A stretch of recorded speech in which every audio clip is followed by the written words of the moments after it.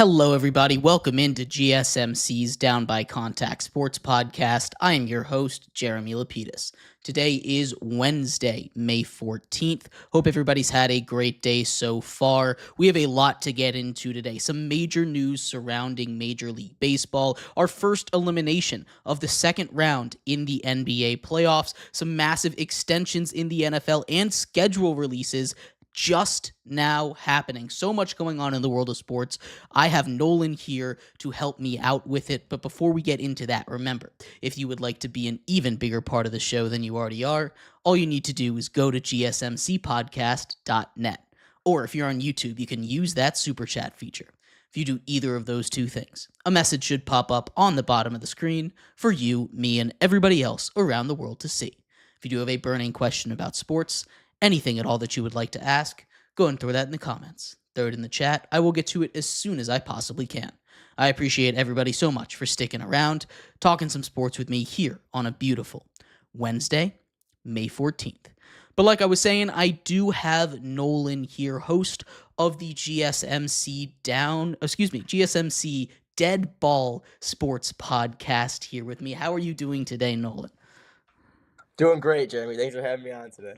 Of course, we have a lot to get into, as I kind of got a little bit into in the intro there. We're going to start off in the NBA. The big story coming out of there from last night is the elimination of the Cleveland Cavaliers. The number one seed in the Eastern Conference goes down in 5 games to an Indiana Pacers team that has now made it to back-to-back Eastern Conference Finals for the first time since 2013-2014. How real is this Pacers team? Is this a Pacers team that you think can be a real threat, not just to get out of the East, but to win the whole thing? Oh, 100%. This team is honestly by far, I've said this on my show multiple times, this is the most underrated team right now in basketball. I thought originally it was the Clippers when they were still in it. Once they got eliminated and I saw, they're beating the Bucks 4-1 after I had them losing first round at like 4-1 in favor of the Bucks. And after this round, I was like, okay, Cleveland's winning this in 6. The Pacers might win this game in 5. I mean, they won it in 5. This Pacers team is one of the best teams in basketball right now, led by, Tyrese Halliburton, who has a chip on his shoulder. He was voted most overrated player in the NBA, and he's here to play. He wants to prove to everybody that, I'm not overrated, and I'm gonna prove that. It's insane how good he's played this so far this playoff. Yeah, no, for sure. This has been a really impressive playoff run from this Pacers squad. This is a Pacers squad that, as you mentioned, was a little bit of an underdog here. Tyrese Halliburton, as you said, was voted by the players, crucially by the players, the most overrated player in the NBA, which is a crazy thing to say. Not that I necessarily think they're too far off, but Tyrese Halliburton, definitely not a bad player in the NBA. He is someone that absolutely deserves a lot of credit right now. This Indiana Pacers team as a whole is very dangerous. You want to talk about kind of the antithesis of what you expect the modern NBA basketball team to be built as. You look at that Indiana Pacers squad. This is an Indiana Pacers squad that does not have a real superstar. Tyrese Halliburton is amazing, no doubt about it, but I don't think anybody is going to really call him a superstar in the NBA. He's a guy that's not really top 10, closer to a top 15 kind of player nowadays, but it's really the depth that's done it, and that's something that's gone away as we go more towards these big 3, these star-studded lineups. You take away from some of these really effective role players like the Pacers have done. Nolan, is this something that you think will be a trend going forward in the NBA if the Pacers are able to make the NBA Finals or maybe even win it? Is this kind of a team-building mentality that we might see other teams try to adapt? I mean, yeah and no. There's, the big 3, kind of, to start it, LeBron, D-Wade, and Bosh. Every team in the NBA is like, yo, we need to start a big 3. We need big players to make big-time plays. A lot of these teams, they're going for it. They're going for, even, the Cavaliers, Mitchell, Garland, Mobley. That's a big 3. And yeah, but this Pacers team, they really don't have a big 3. Their big 3, I guess you can kind of say, is Halliburton, Pascal Siakam, maybe it's like Miles Turner, Andrew Nemhard, maybe. They really don't have, a set in stone big 3. And a lot of these teams could definitely come to realize that, maybe these smaller market teams, teams that aren't as, looked upon and as like a threat, they can start taking advantage of that. Say, okay, we don't need a big three. We need, some good role players and maybe one or two solid players who can play all game, heavy minutes, and rely on them to get the job done. And the Pacers have done that. Tyrese and Pascal Siakam are honestly those two guys for the Pacers. All their team, every team that they've played so far has been stopped because, their role players, guys off the bench, are playing so well. If you get a team that has, eight very solid basketball players you can have at the court at the same time and they keep subbing guys out, giving them breaks, teams are going to win games. And that's what the Pacers are doing right now. And teams would 100% can start looking to, just getting really good role players and like maybe a big one or two players. And that's why it's working for the Pacers. Yeah, for sure. That's something that, again, we could see some teams that aren't trying to get into the second apron and stuff try and build maybe a new rebuilding team could try and emulate this, but it's a tough thing to do because with one player making so big of a difference, you have to be able to build with all of these really solid role players. You have to hit on all of these role players, and you need to have an unselfish star, which I think crucially is what Tyrese Halliburton is. But moving on a little bit to the Cavaliers side of things, they were the number one seed in the East this year. They're now out in the second round for the second year in a row, once again to this Indiana Pacers team. And you can say a lot about this Cavaliers team. They rolled through the regular season, dominating everybody. But in the playoffs, especially in the second round, you saw A, injuries, and B, a little bit of the issue that we thought was going to be with the Cavs at the beginning of the season, which was not really having a reliable second option to score. Donovan Mitchell did everything he possibly could. He stepped up in a game where honestly I didn't think he was going to play in game 5, and he didn't have his greatest game. Let's be honest. Missing 3 free throws there. It was a crucial moment. You hit those 3, and then you hit a 3 in the next possession. It could have been a tie game instead of a 3-point game, and that completely shifts the momentum. Donovan Mitchell, I'm not here to pile on him because he was dealing with an injury. He was hobbled, and he was doing everything he possibly could to keep his team alive in the playoffs.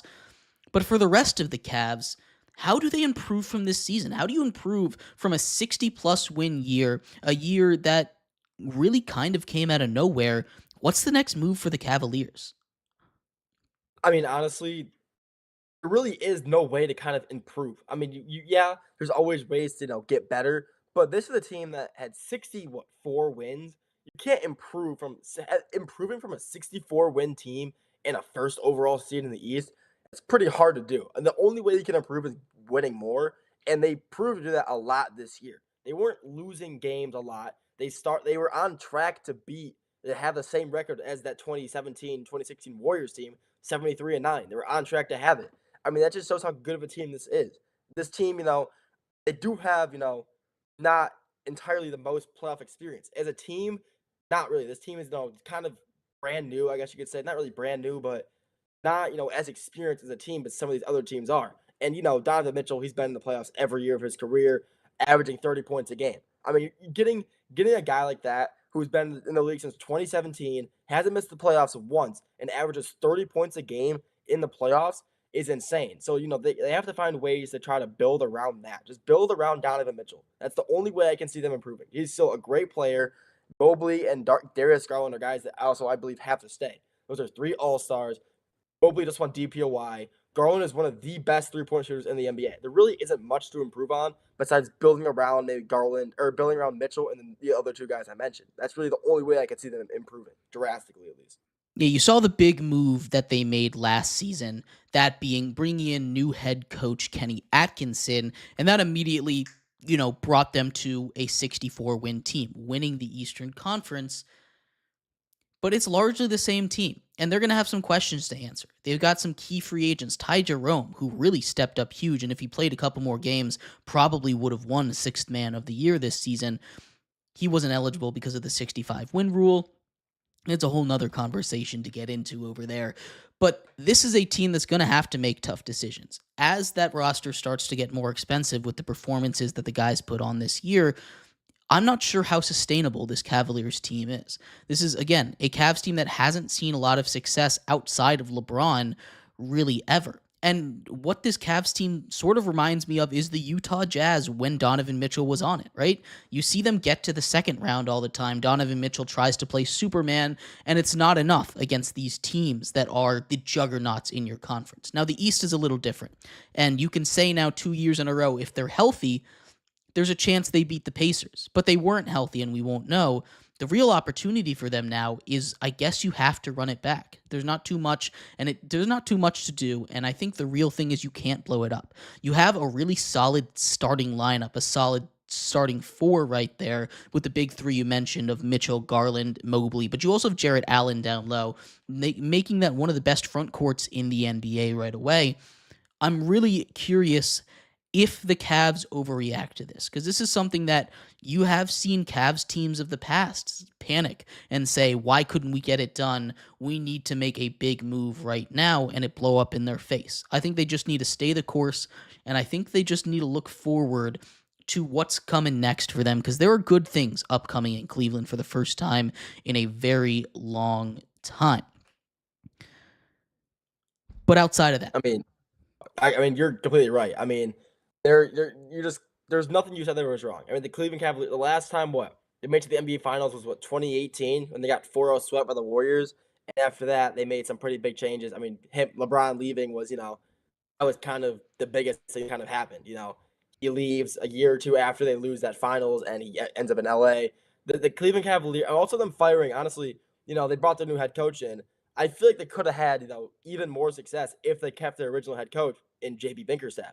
They fired him after last year. He lost in the second round, and they believe, that's not good enough. We want him out of here. Yeah, they just got a great new head coach, but Bickerstaff just took a 14-win Pistons to a 44-win Piston team in the playoffs for the first time since 2016, 2018. I mean, they overreacted with the head coaching change, but I mean, other than that, this Cavaliers team is still a good team that honestly has no reason to worry. As long as they stay healthy, they will continue to be a threat in the East. Yeah, I see what you're saying. I don't think they made a mistake there moving off of JB Bickerstaff. Successful people can be successful in multiple spots, but JB Bickerstaff took this team from a non-playoff team to a 4 seed. What Atkinson did was even more impressive, taking a 4 seed to a number 1 seed in one season. Again, there weren't too many roster changes. That, to me, just screams coaching. And JB Bickerstaff is a great coach. You saw what he did with the Pistons. But at the same time, his time had run with the Cavs. The players were getting sick. There were rumors that Donovan Mitchell and that Evan Mobley and that Jarrett Allen wanted out when he was over there. But I do see what you're saying. It could be another thing where it's a lateral move more than anything. But we're going to move on. We're actually going to take a quick break here. When we come back, we turn our attention to the world of baseball because so much is going on right now. Mainly the big news from Commissioner Rob Manfred saying that Shoeless Joe Jackson, Pete Rose, the Hit King, and many other now deceased players will be eligible to enter the Hall of Fame. We'll talk about whether or not they should, if this was the right decision, and much more coming up next here on GSMC's Down by Contact Sports Podcast. I feel like I'm losing my mind. Is everybody in the world blind? Please, Lord, give me a sign, a sign.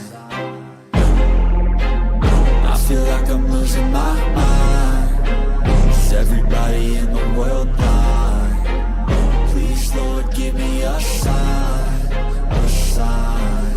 I wanna be the greatest. Everybody on the fake shit. I look around and feel like everybody is the fakest. I make this every day and I'm impatient, hoping one day I blow up from the basement. Statement, the top is so vacant. I don't hear shit that I think is amazing. Waiting for my day when I'm playing sold out shows for 1,000 faces. Hey, give me that crown, get in my way and to be put down. It ain't your place, all this my town. If I want that shit, then I'll get it right now.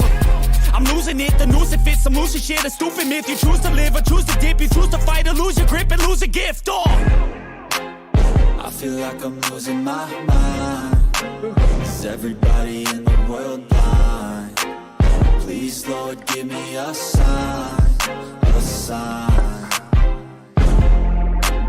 I feel like I'm losing my mind. Is everybody in the world blind?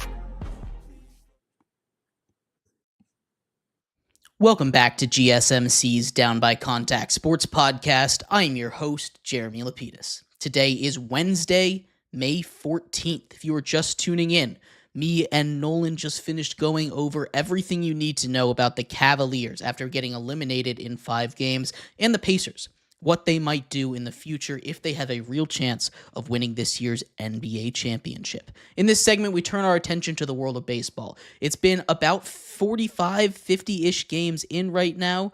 We need to talk about something huge that came out of the commissioner's office. We need to talk a little bit about the decision that was made by Rob Manfred. But before we do, remember, if you would like to be an even bigger part of the show than you already are, all you need to do is go to gsmcpodcast.net. Or if you're on YouTube, you can use that super chat feature. If you do either of those two things, a message should pop up on the bottom of the screen for you, me, and everybody else around the world to see. If you do have a burning question about sports, anything at all that you would like to ask, go and throw that in the comments. Throw it in the chat. I will get to it as soon as I possibly can. I appreciate everybody so much for sticking around, talking some sports with me here on a beautiful Wednesday, May 14th.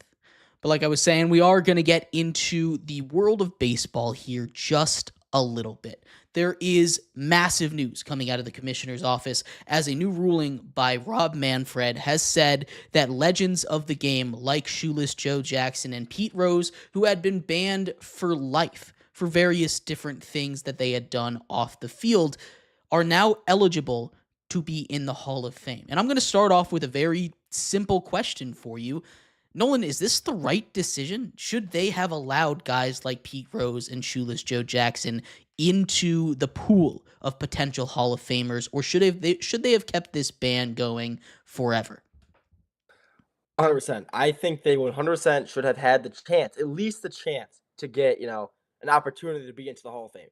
This is not them, being taken off the list does not mean, they're guaranteed Hall of Famers. This means they now have the chance to become Hall of Famers. And as we all know, the MLB is the hardest, they are the strictest, professional sports organization that lets pit players in. You have to, be this good, and you can't, like NBA, NFL, they tend to let in, I feel like, a lot, more players, less deserving players than the MLB. The MLB is a very strict, very, hard set, and they don't take no for. I mean, it's kind of common. Like, honestly, Barry Bonds, literally one of the greatest hitters of all time, he didn't get let in for, he was possible steroids, all that, and they're very strict about that, which is, I kind of enjoy that. They put their foot down and they don't really care about, how good you are. But if you took drugs, if you abuse their policy, you can't get in.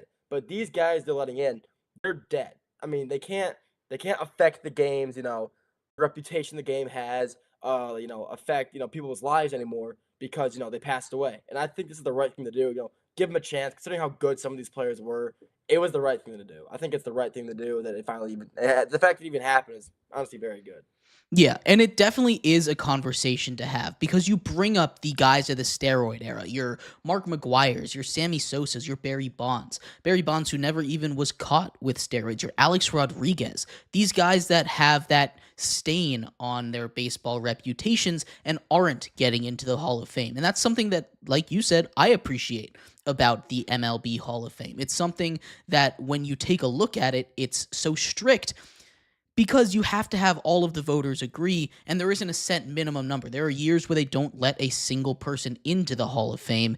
Pete Rose, the hit king. He's someone that if you just only looked at his on-field play, deserves to be in the Hall of Fame. Same thing can be said for Shoeless Joe Jackson, but obviously the Black Sox incident in the 1919 World Series, that's a whole stain on the history of the MLB, and you'd understand why they wouldn't want to enshrine someone in the center of these things.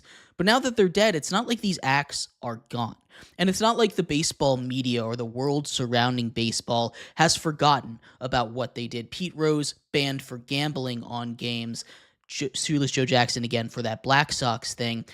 We talk about them being potentially let in, and I don't necessarily mind that they're potentially allowed in. The bigger question is, are the baseball voters, the Baseball Writers of America, the people that played in their era, are they going to allow these guys in after a lifetime ban? It's not just them. There's a couple others, but these are the big ones that are allowing in. And how does this affect the future of voting in the MLB? That's a good question. That's good. But I mean, players, people who played in their eras, the 1980s, 1990s with Pete Rose. I mean, if they, there was never, a reason to have him excluded from the Hall of Fame. Besides the gambling, I mean, he is the greatest hitter of all time. Top three greatest hitters of all time. He has the most at bats, most hits, most singles, most outs. I mean, he is by far statistically one of the best hitters of all time. And, before the gambling thing happened, before that all came out, he was a guaranteed Hall of Famer. And I 100%, the voters who played in his era and who, let's say you dropped him, into an era and, he didn't gamble, he made the Hall of Fame 30 years ago. He's that good of a player. I think people who played in his era shouldn't hold the gambling accountable to him. Well, it was his fault, but they should look beyond that. I mean, he threw some money on some games. It's not like he was, throwing his life away. He threw some money on some games, and that ruined his reputation. But the voters should let him in. I think they should. And how this will affect the future of voting, I really don't see it. Affecting the future too much. I mean, the voters, will still be as strict as they always are. As we know, like I said, the MLB voters are always the most strict. They are very set in stone.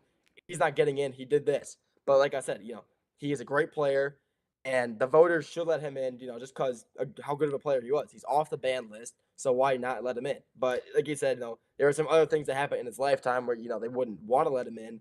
But that's beyond the issue. He's one of the best hitters of all time, and, I feel like he should just be in. He's just that good. Yeah, and I understand what you're saying. I really do.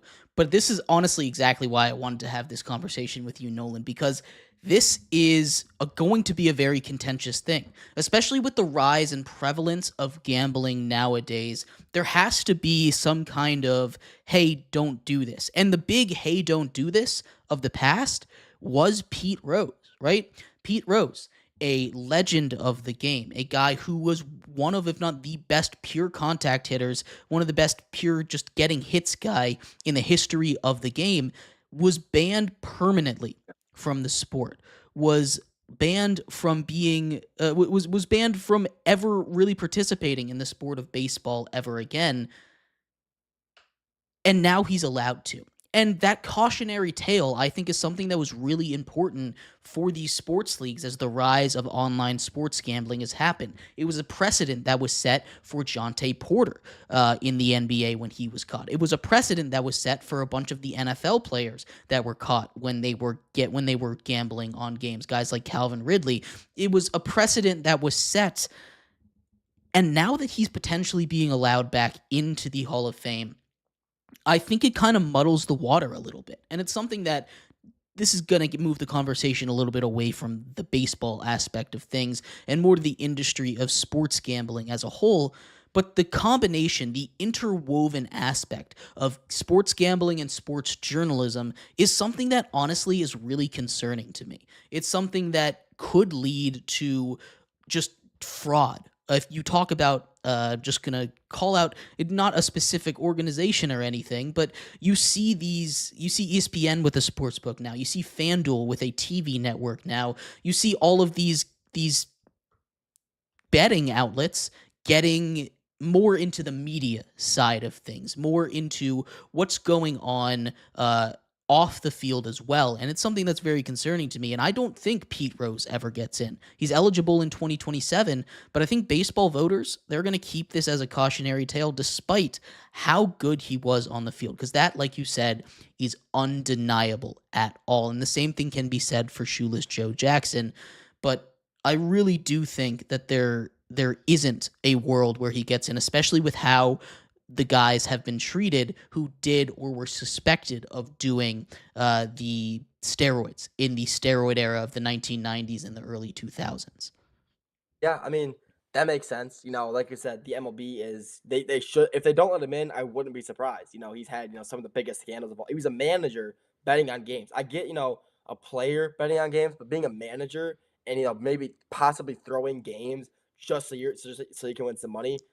they shouldn't let him in for that. But the problem is, he's just too good of a player not to let in. But they've also let in a million, like I said, the steroid era, all those huge name players they didn't let in because of the steroids. And they're disciplined. The Hall of Fame, the voters are very disciplined in the MLB. They will say no, and his reputation will forever be he's obviously a great hitter, but that little list will say banned from not in the Hall of Fame and say betting, like throwing games, and all that stuff. It's horrible, but you're probably right. They probably will never let him in just because it's a precedent. They don't want to let in. They're not gonna let in anybody. It's given, not earned, or it's earned, not given, and they're gonna keep their foot down. And I kind of like that. That's what I like about the MLB. They're very strict, and they stay to their word.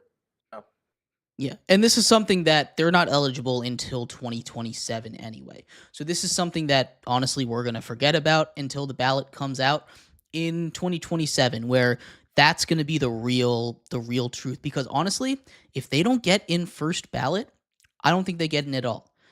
Because these guys, like you said, if they had gone scandalous throughout their career, if they had just played baseball, retired quietly into the air, they would be in the Hall of Fame 30, 40, 50 years ago, right? These guys would be enshrined as some of the best to ever do it in baseball, but instead, there's controversy surrounding them wherever they go. They have this whole other side to their career, the dark side of baseball, as there always seems to be. Mm. It's something that I am really fascinated by, and honestly, I don't know how the voters are going to do it. I'm willing to put my toe in the sand and say I don't think he ends up getting in. I don't think either of these guys end up getting in. But in a world where they do, does this affect how other sports leagues and how players in sports leagues look at gambling overall? Because that is kind of the bigger conversation. The problem is every league now enforces. They don't enforce it. They what's the word I'm looking for? They're fine with it. They promote it. They promote gambling. Like you said earlier, all these sports books, ESPN, FanDuel has its own TV. All these programs, and even the MLB, when they're sponsored by DraftKings, BetMGM. These sports leagues are sponsored by sports books. They're promoting it. They want people to gamble. And when all these players are being surrounded, getting promotions, getting deals with sports books, well, why not? Like it's being thrown at, hey, you should gamble. We'll give you some money to gamble, and it's being thrown at them to gamble. And when they're being surrounded by that, especially younger players who don't really know much better, hey, I'm getting money to gamble. I might as well gamble, and that can ruin your career. These sports books, all these bookies, all these organizations, they're getting all these promotions, sponsorships by these huge booking organizations, and it's honestly their fault. These players are, getting in trouble with gambling because all their leagues are enforcing it. Look at, for example, Jameis Winston of the Lions last year. He missed the first 6 games because he was betting on women's college basketball the summer prior. And the Lions and the NFL are sponsored by sports like DraftKings, BetMGM, all the FanDuel. The money they're seeing in front of them is a lot. But when you're being promoted to gamble through even your team, when your team is sponsored by sports books, why not gamble? It's right there in front of you. So they need to. I'm not sure how they can do it, but these leagues need to start enforcing no more sponsorships with DraftKings and all these sports books. Even though it brings them so much money, they will lose a ton of money. But they need to start enforcing hey, or maybe start giving bigger fines. Okay, you gamble for even a game, okay, you're done for a year. They need to start enforcing absolutely no gambling at all, no sports at all, and not until you retire. You're not allowed to gamble whatsoever. Just so so players know that hey, we're taking this seriously, and we're not going to stand for it. I think that's the only way to do it is enforce punishment and just step away from the promotions on the sports betting side. That's what it has to be done. Yeah, absolutely. It's definitely a very dangerous kind of game they're playing, and we'll just have to see how it goes. But I'd love to hear your thoughts on this. Do you think Pete Rose or Shoeless Joe Jackson get into the Hall of Fame? Would you put them in the Hall of Fame if you were a voter? Throw that in the comments. I'd love to hear your thoughts. We're going to take a quick break. When we come back, we turn our attention to the NFL. Not only did the NFL release its schedule right as we went live, But we're going to talk a little bit about the big extension that came out today. Derrick Henry, 2 years, $30 million to stay with the Ravens. We'll talk about if that was a good deal for an aging running back, what he might do in the future, and much more. That's coming up next here on GSMC's Down by Contact Sports Podcast. Looking for your daily fix of sports talk without having to pay for it? GSMC Sports Network is available on YouTube. Just search GSMC Sports Network. Get your fix of daily sports talk shows on YouTube, absolutely free. NFL, college football, NBA, MLB, MMA, UFC, fantasy football, and so much more. GSMC Sports Network has shows running all day long, with new sports shows starting every 2 hours. Just like on your favorite cable sports channel, except GSMC Sports Network is absolutely free. Just search GSMC Sports Network on YouTube to catch one of your new favorite shows, like the GSMC College Football Podcast, Chip Shot Football Podcast, Hoops and Heels Women's Sports Podcast, GSMC Basketball Podcast, and so many more. Check it out for yourself. GSMC Sports Network, now available on YouTube absolutely free. Search GSMC Sports Network on YouTube right now.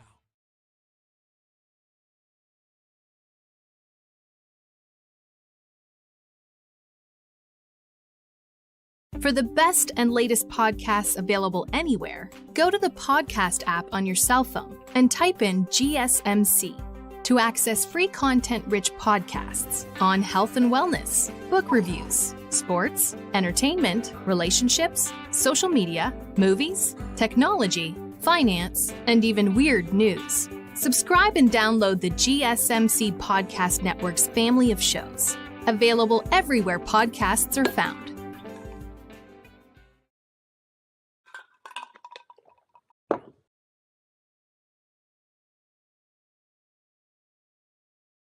Welcome back to GSMC's Down by Contact Sports Podcast. I am your host, Jeremy Lapidus. Today is May 14th. Hope everybody's having a great day so far. If you are just tuning in, we just finished going over the big news out of the MLB that Pete Rose and Shoeless Joe Jackson are up for the Hall of Fame starting in 2027. Two guys who received lifetime bans while they were alive, now post-mortem have the ability to be put into the Hall of Fame. We also talked a little bit about what happened earlier yesterday when the Cavs got eliminated. In this segment, we turn our attention to football, bouncing around the sports here a little bit today. Not only did the schedule get released today, but Derrick Henry, a massive 2-year extension. We'll talk about if that was a good decision for him and for the Ravens. But before we do, remember, if you would like to be an even bigger part of the show than you already are, all you need to do is go to gsmcpodcast.net. Or if you're on YouTube, you can use that super chat feature. If you do either of those two things, a message should pop up on the bottom of the screen for you, me, and everybody else around the world to see. If you do have a burning question about sports, anything at all that you would like to ask, go ahead and throw that in the comments. Throw it in the chat. I will get to it as soon as I possibly can. I appreciate everybody so much for sticking around, talking some sports with me here on a beautiful Wednesday, May 14th. But like I was saying, me and Nolan here are going to get a little bit into what happened with Derrick Henry. The rusher, the former Tennessee Titan turned Baltimore Raven, who nearly ran for 2,000 yards, had 19, 21, and 16 touchdowns. That's tied for the league lead in touchdowns with James Cook. He gets a massive 2-year extension on top of the deal that he signed when he came over to the Ravens. $30 million, that's $15 million a year, making him one of the highest paid running backs in NFL history. What do you make of this move? I mean, it's a great move. I really believe that this is a great move for the Ravens to make. Derrick Henry is still playing like an MVP. I mean, obviously maybe he'll win it. Who knows? But he is playing as a top 3 running back, maybe a top 5 running back in the league. He is that good. He is still running as fast as he always has. Feel like he's getting stronger every day. Every time he lowers his shoulder, I see a man on the ground. He's just that dominant of a player. And, a 2-year, $60 million contract, that's going to keep a guy there. I mean, it's a short-term deal. Pretty big contract, though, to keep him there. But let's say he starts to wear down a little bit. I mean, he's getting to the age where he's getting a little older. And MLB, and obviously running backs are the most, not fragile, but take the most hits. And their bodies tend to wear down the most. and they have the youngest, age span of any position in the NFL. Normally capping off at about 30 years old is when they'll start to see less minutes.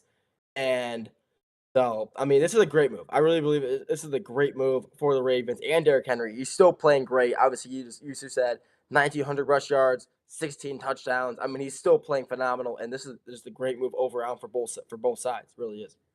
Yeah, Derrick Henry now the third highest paid running back in the NFL, only behind Saquon Barkley and Christian McCaffrey. So this is kind of a steal for both sides. Of course, you have a guy in Derrick Henry who, a little bit older for running backs, right? He is still he's very much still able to be a productive back, but at age 31 right now, he is someone that is past that magic number for running backs where they fall off the cliff at age 30.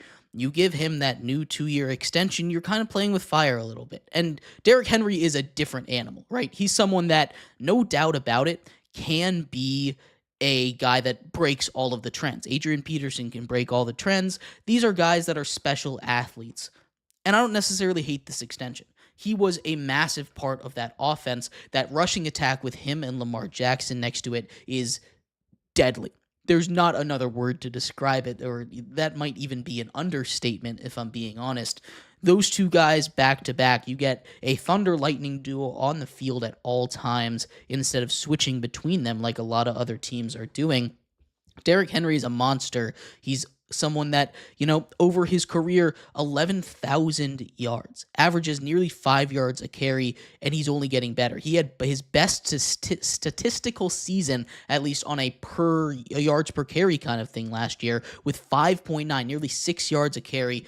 Does not look like he is slowing down at all, and I cannot wait to see how he moves forward, especially with this Ravens team that is by far the best team he has ever been on. I'm really excited to see how it goes. I think it's going to be nothing but success over there in Baltimore. What do you think, Nolan? The only thing that I want to say about that last statement, I don't believe, I mean, you could argue with this 100%, but I don't think it's the best team he's ever been on. Skill-wise, maybe, but team-wise overall, that 2019 Titans team, 2021 Titans team he was on, the first year of the Titans, yeah, they lost to the Bengals in the first round of the AFC wild card, or the AFC playoffs, but that team was really good. I mean, they don't have they didn't have, the explosiveness of a quarterback like Lamar Jackson is, but they had, I literally already forgot who that guy was. I mean, he's just been out of the league for so long, I believe. But that team overall was a great team, but everything else you just said was right. I mean, this it was a great signing on both sides. I mean, it was a short-term deal for $60 million. Obviously, NFL, $60 million, any sport, $60 million is a lot of dollars, a lot of money.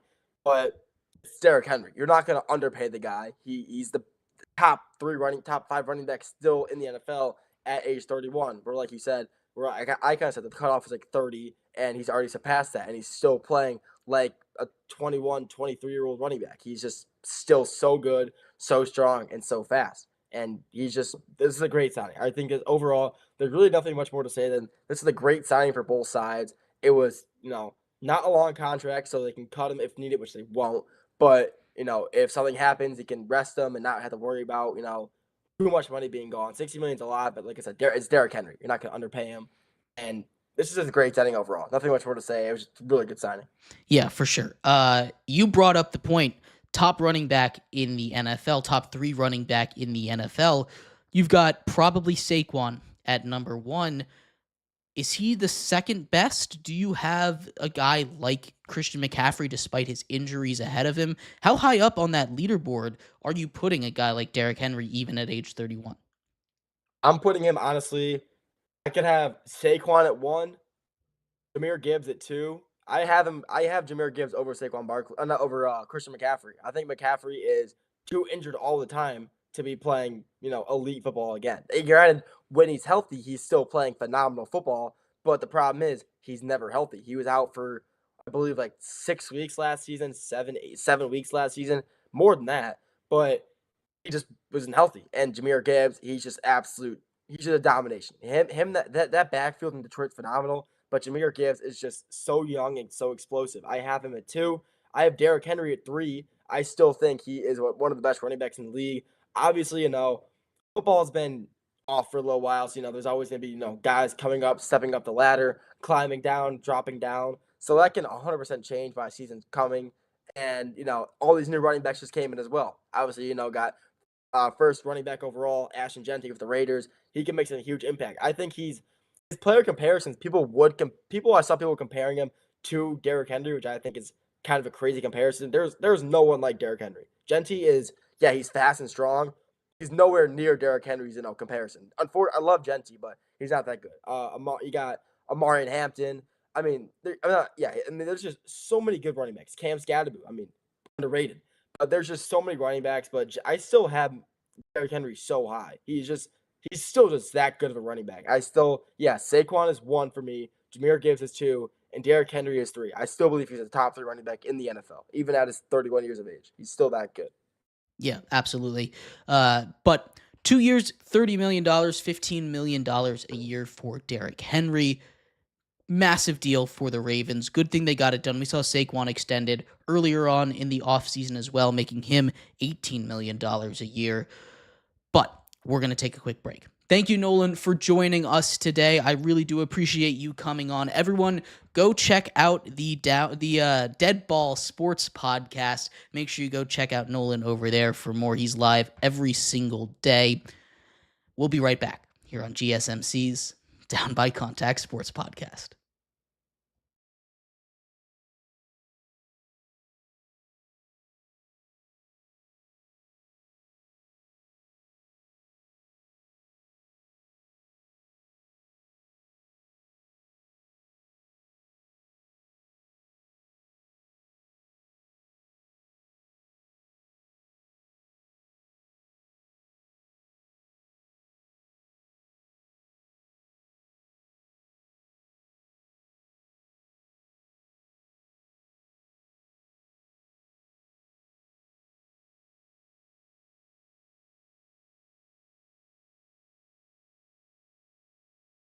Looking for your daily fix of sports talk without having to pay for it? GSMC Sports Network is available on YouTube. Just search GSMC Sports Network. Get your fix of daily sports talk shows on YouTube, absolutely free. NFL, college football, NBA, MLB, MMA, UFC, fantasy football, and so much more. GSMC Sports Network has shows running all day long, with new sports shows starting every 2 hours. Just like on your favorite cable sports channel, except GSMC Sports Network is absolutely free. Just search GSMC Sports Network on YouTube to catch one of your new favorite shows, like the GSMC College Football Podcast, Chip Shot Football Podcast, Hoops and Heels Women's Sports Podcast, GSMC Basketball Podcast, and so many more. Check it out for yourself. GSMC Sports Network, now available on YouTube absolutely free. Search GSMC Sports Network on YouTube right now.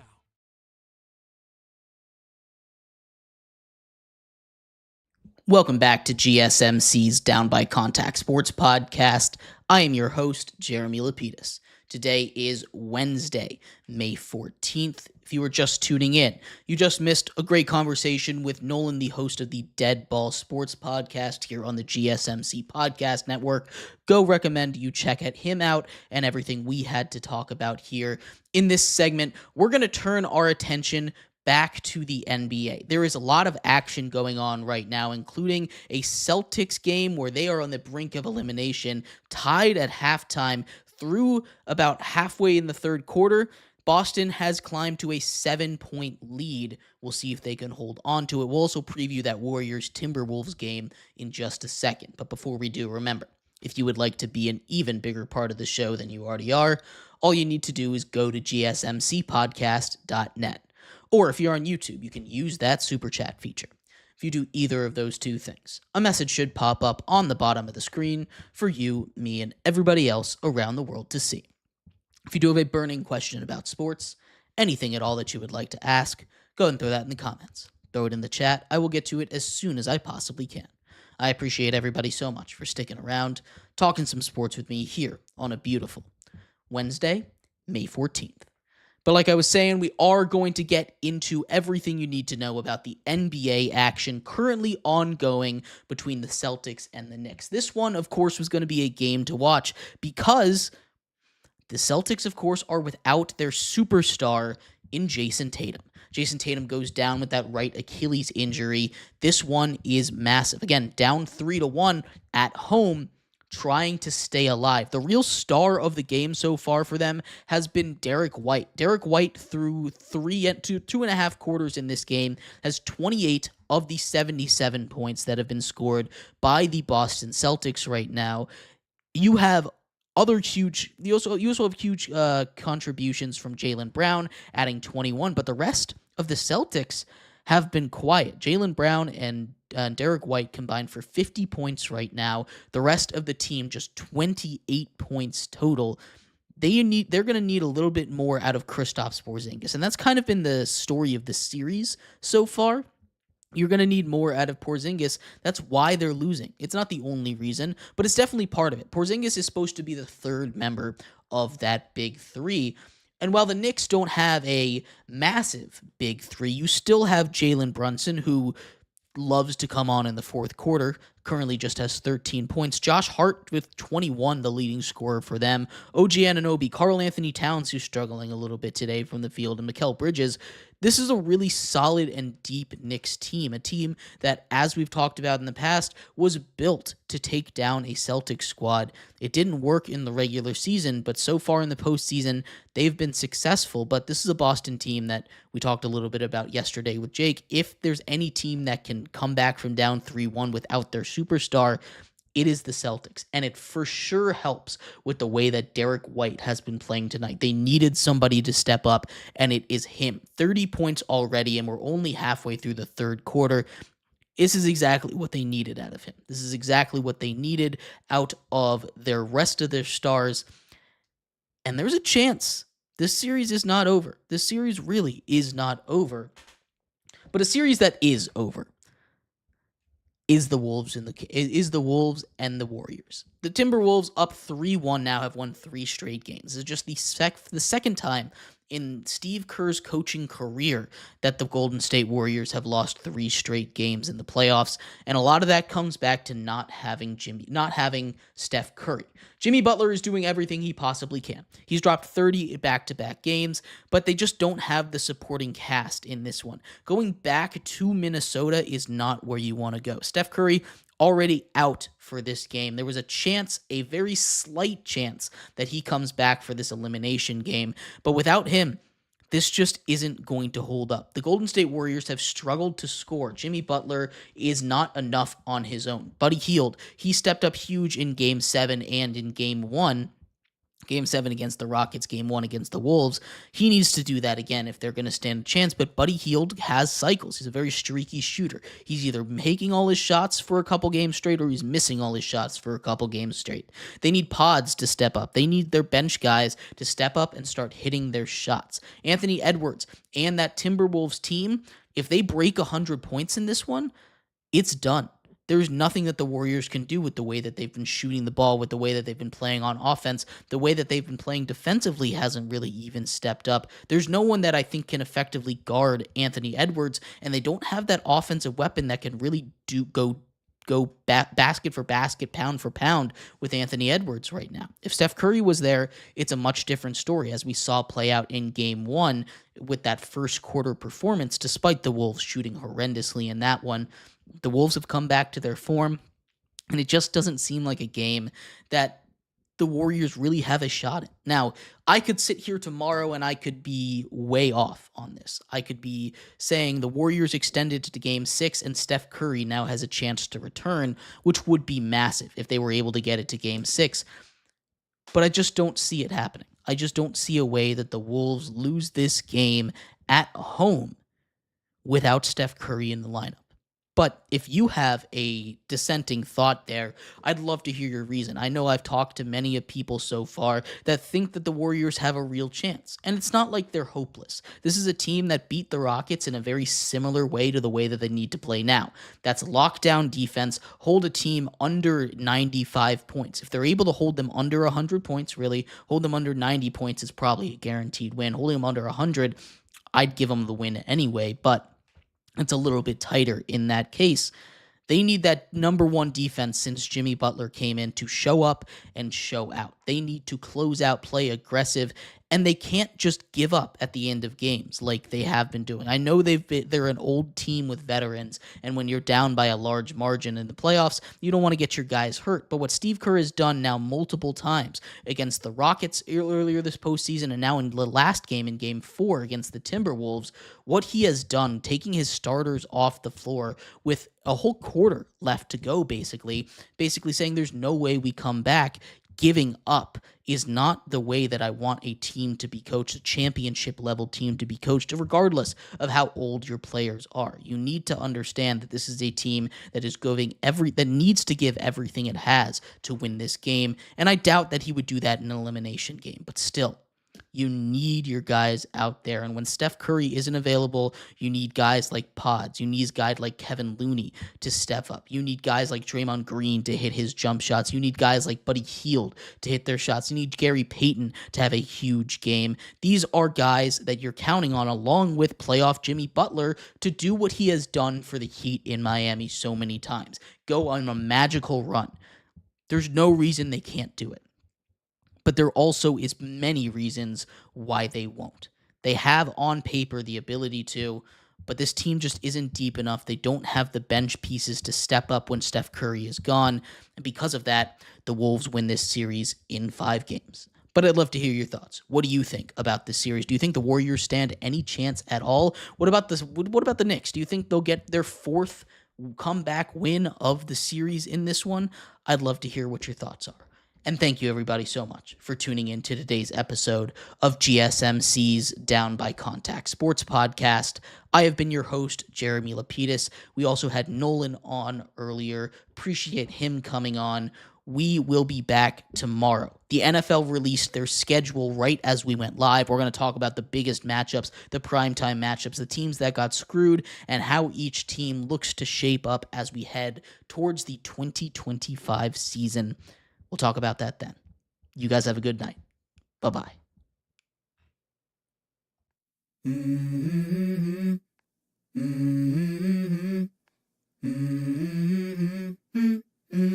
Let's go. I wake up to a little bit of drool on my pillow, feel like it's gonna be a bad day. Yeah, I'm tired of shit, and the coffee ain't hit yet. Damn, ain't that great. I don't wanna go to